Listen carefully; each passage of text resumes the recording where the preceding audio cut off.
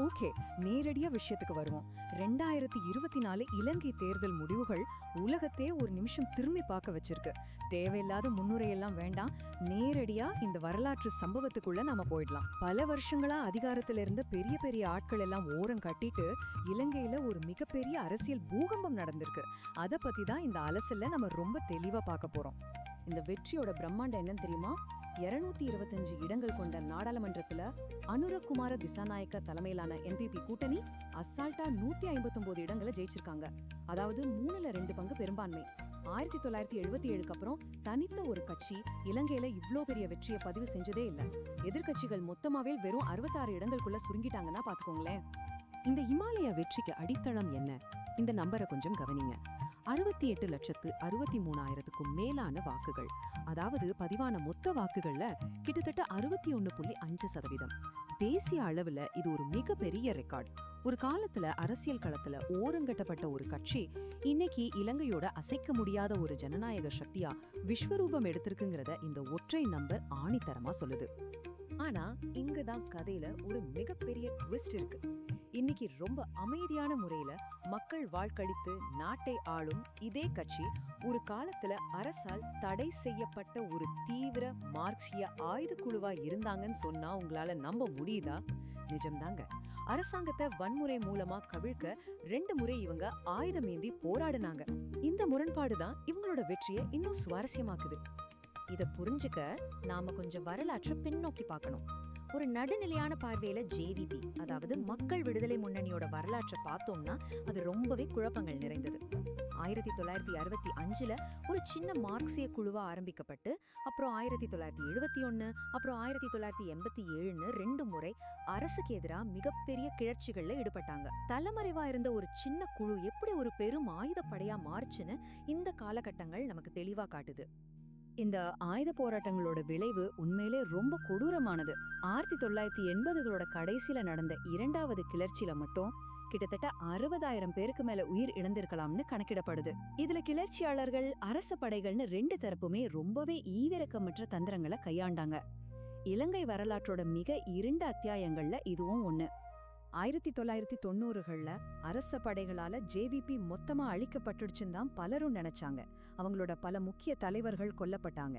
ஆனா தப்பி பிழைத்த ஒரு சில தலைவர்களை வச்சு 90களிலும் 2000களிலும் தங்களோட அரசியல் வியூகத்தை ரொம்பவே நுணுக்கமா மீண்டும் கட்டமைச்சாங்க. துப்பாக்கிகளை கீழே வச்சுட்டு வாக்குச்சீட்டுகளை தங்களோட புது ஆயுதமா கையில் எடுத்தாங்க. இது உண்மையிலேயே ஒரு மாபெரும் மீண்டெழுதல்னு தான் சொல்லணும். இப்போ இந்த ஒப்பீட்டுல ஒரு ரொம்பவே சுவாரஸ்யமான விஷயம் என்னன்னா, அவங்களோட அந்த தீவிரவாத பின்னணிக்கும் அனுரகுமார திசாநாயக்கா இப்போ உருவாக்கி இருக்கிற நவீன பிம்பத்துக்கும் உள்ள வித்தியாசம்தான். பழைய ஜேவிபி ஒரு ரகசியமான மார்க்சிய கொள்கைகள் கொண்ட ஆயுத குழு. ஆனா இந்த புதிய என்பிபி கூட்டணியும் முழுமையான ஜனநாயக வழியில ஊழல் ஒழிப்பை மட்டுமே முன்னிறுத்தி எல்லா தரப்பு மக்களையும் ஒன்றிணைக்கிற ஒரு மாபெரும் பரந்த கூட்டணியா மாறியிருக்கு. இந்த மாற்றத்துக்கு முக்கிய காரணம் அனுரகுமார திசாநாயக்கவோட ரொம்பவே நுட்பமான அரசியல் வியூகங்கள் தான். தன்னை ஒரு நேர்மையான கண்காணிப்பாளரா அவர் மக்கள் முன்னாடி நிறுத்திக்கிட்டார். அரசாங்கத்துல நடக்கிற ஊழல்கள், அதிகார துஷ்பிரயோகங்களை எல்லாம் ரொம்ப கடுமையா விமர்சிச்சார். இதனால காலம் காலமா இருந்த 2 கட்சி அரசியலால வெறுத்து போன நடுத்தர மக்கள், தொழில் வல்லுநர்கள்னு எல்லாரையுமே என்பிபி பக்கம் திருப்ப முடிஞ்சது. கட்சியோட இமேஜ் அப்படியே தலைகீழா மாறிடுச்சு. சரி, வெளியில இருந்து வந்த ஒரு கூட்டணி எப்படி திடீர்னு ஆட்சியை கைப்பற்றுச்சு? அதுக்கு சில முக்கியமான சமூக பொருளாதார காரணங்கள் இருக்கு. ரொம்ப குறிப்பா சொல்லணும்னா 2022ல நடந்த அறக்கலையா மக்கள் போராட்டங்கள் தான் இந்த மாபெரும் மாற்றத்துக்கு அடித்தளம். நாடு சந்திச்ச கடுமையான பொருளாதார வீழ்ச்சி, பாரம்பரிய கட்சிகள் மேல மக்களுக்கு வந்த கோபம், அப்புறம் மாற்றத்தை விரும்பின இளைஞர்களோட முழுமையான ஆதரவு, இது எல்லாம் தான் அனுரவோட வெற்றியை உறுதி செஞ்சது.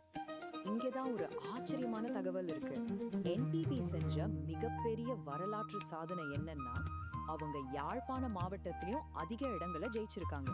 இலங்கை வரலாற்றிலேயே தமிழ் அல்லாத ஒரு அரசியல் கட்சி யாழ்ப்பாணத்துல வெற்றி பெறது இதான் முதல் முறை.